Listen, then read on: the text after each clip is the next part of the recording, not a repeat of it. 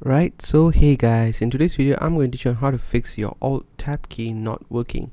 So that's a very useful function, and if the function does not work, it's a literal tragedy. So let's get straight into it, shall we? So what you're going to do is you're going to open your task manager. You can right click on your taskbar, go into your task manager settings right here, okay, and then you're going to search for Windows Explorer right here, okay. Then you're going to right click on Windows Explorer, and then you're going to go to restart. Okay, give it a while, let it restart. Should take some time, so just let it restart on its own pace. Okay, so once that's done, you can just close out of it and try the Alt Tab function. If it does not work, we have another way to do it, which is where you're going to go into your search, type in run.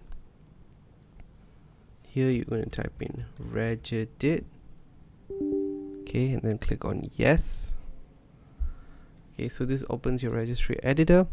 So before we start and be any fiddling around here, we're just going to go into File, Export, okay, and then just name it I'm just going to do it today's date, which is 2024 11/06, okay, and make sure export range is set to all, and you can save it wherever you want. Just going to save it in my documents right here. Okay, so this is to create a backup, so if we mess up anything here, a backup is safe for us to import it back, okay, so it does not ruin the whole registry file. So just let me go and just check whether the file is present.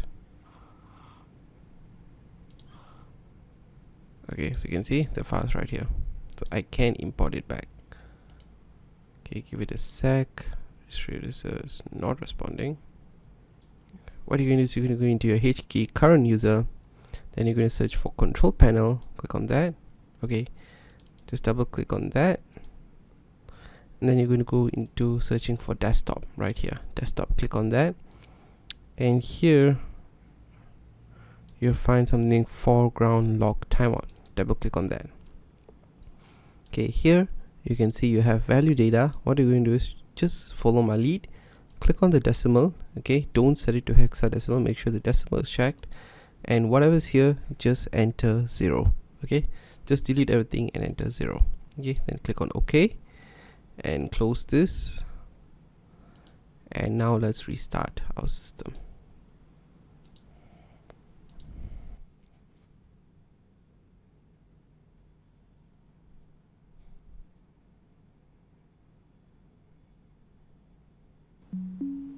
Okay guys, so once restarted, you can go and try your Alt Tab function and it should work.